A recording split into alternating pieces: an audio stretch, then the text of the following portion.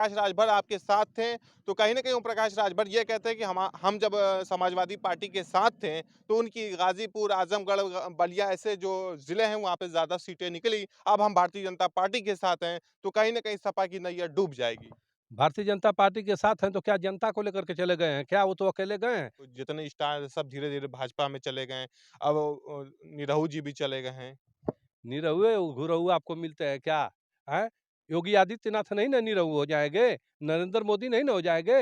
अरे नचनिया है निरहुआ और मनोरंजन के लिए वो है और लोग उसको मनोरंजन के लिए यूज़ करते हैं। वो नेता नहीं है। हमेशा मतलब मनोरंजन में ही जीत गए उपचुनाव।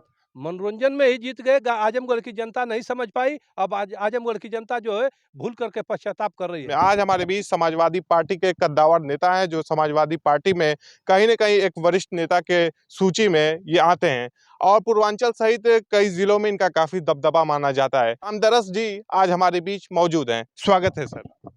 आपको भी और आपके चैनल को भी, आपके दर्शकों को भी। क्या लग रहा है 2024 का लोकसभा का चुनाव अब आने वाला है, आपकी तैयारी कैसी है? आप नीतीश जी छटक रहे हैं, जा रहे हैं एनडीए में। देखिए आना-जाना तो काम ही है। जी, जिसका जहाँ दिल करेगा वहाँ रहेगा। जी। आने-जाने से कोई फ़र्क नहीं पड़ता है। आज पूरा हिंदुस्तान जो है, पूरे हिंदुस्तान के लोग, पूरी हिंदुस्तान की जनता जो है, इंडिया गठबंधन की तरफ ताक रही है और सबकी निगाहें जो है, समाजवादी पार्टी के राष्ट्रीय अध्यक्ष माननीय श्री अखिलेश यादव जी की तरफ है। नीतीश जी खुद दूल्हा बन के सब तमाम गठबंधन के साथी जो छोटे-मोटे दल सबको इकट्ठा करके एक प्लेटफ़ॉर्म पे लाते हैं। कई बार मीटिंगें होती हैं, उसके बाद नीतीश कुमार कहीं न कहीं जो सूत्र बताते हैं ऐसा कि एनडीए के तरफ उनका रुझान देखने के लिए मिल रहा। देखिए, वो नीतीश जी एक गठबंधन के एक हिस्सा हो सकते हैं। वो गठबंधन के मालिक नहीं थे। गठबंधन जो है कई लोगों का 28 लोगों का मिलकर के 28 दलों का गठबंधन है और वो गठबंधन रहेगा और इंडिया गठबंधन ही चुनाव जीतेगा। इसमें कोई दो राय नहीं है।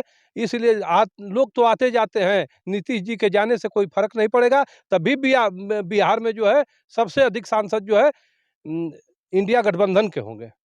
तो अगर कोलकाता की बात किया जाए बंगाल में, जैसे बंगाल में ममता बनर्जी भी कह रही कि हम अकेले चुनाव लड़ेंगे, कांग्रेस से मतलब तालमेल नहीं करेंगे। तो ऐसे ही जो क्षेत्रीय दल अगर छटक जाएँगे, तो इंडिया का अस्तित्व ही खत्म हो जाएगा। नहीं, वहाँ कांग्रेस को भी इस जुल्मी सरकार को हटाने के लिए अपना दिल बड़ा करना चाहिए और जब अ, पश्चिम बंगाल में ममता बनर्जी जी का जो है वर्चस्व है, वहाँ उनके लोग जीत सकते हैं, उनका दल जीत सकता है, तो वहाँ कांग्रेस को दिल बड़ा दिखाना चाहिए और समर्थन जो है उनके ममता बनर्जी जी को करना चाहिए। उसी तरह उत्तर प्रदेश में भी अखिलेश जी के ऊपर छोड़ देना चाहिए कि कितनी सीट कांग्रेस को दे रहे हैं और तब जो है गठबंधन चलेगा और अधिक से अधिक हम सीटें जीतेंगे और माननीय नरेंद्र मोदी जी को जो है प्रधानमंत्री पद से हटा पाएँगे।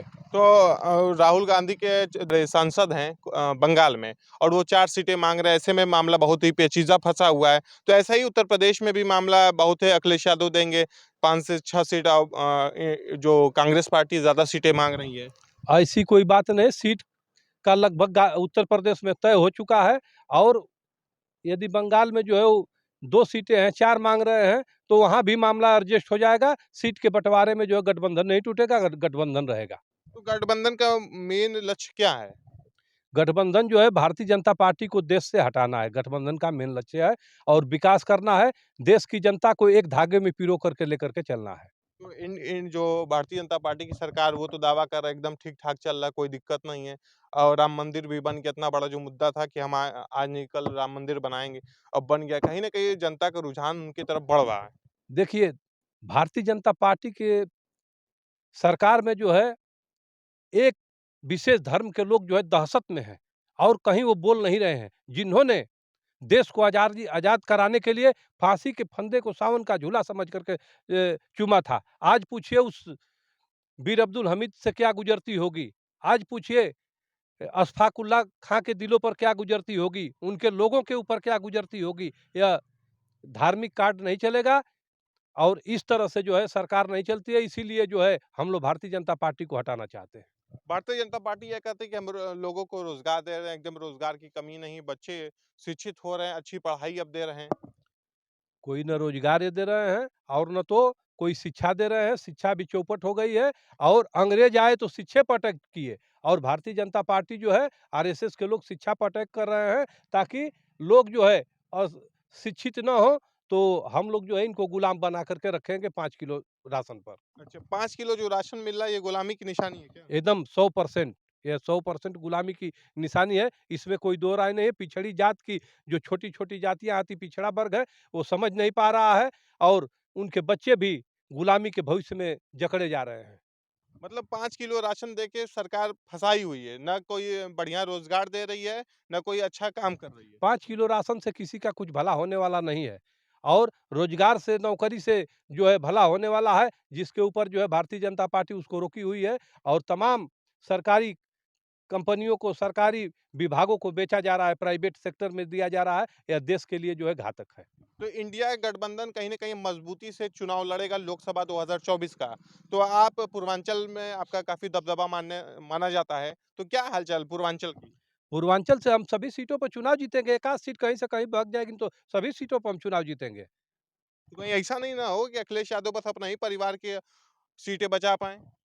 ऐसी बात नहीं है। चुनाव जो है हम हर सीटों पे जीतेंगे, हर जाति, हर धर्म के लोग इंडिया गठबंधन के साथ हैं, समाजवादी पार्टी के साथ हैं। तो इसलिए जो है हम सभी सीटें जीतेंगे। एक आध 2 सीट कहीं-कहीं बीजेपी लेकर चली जाएगी, नहीं तो सीट तो हम ही जीतेंगे। 2022 के विधानसभा चुनाव में देखा गया तो आपका बहुत ही ज़्यादा दबदबा पूर्वांचल में देखने को मिला।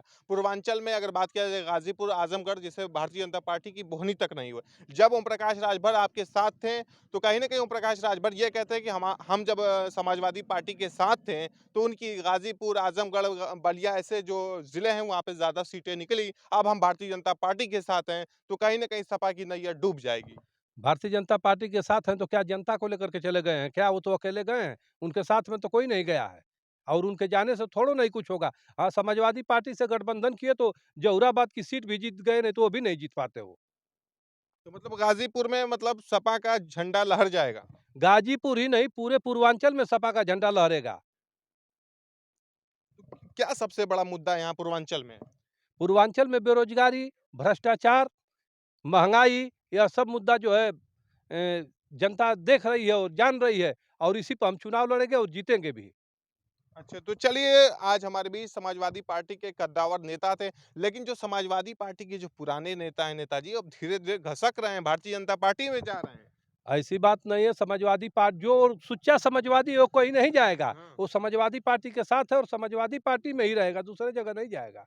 निरहू जी आजमगढ़ थे, वहाँ पे चुनाव जीते उपचुनाव जो हुआ। अब कहीं न कहीं उनके जो गायकी लाइन के जो जितने स्टार हैं, सब धीरे-धीरे भाजपा में चले गए हैं। अब निरहू जी भी चले गए हैं। निरहुए घुरहु आपको मिलते हैं क्या? हैं?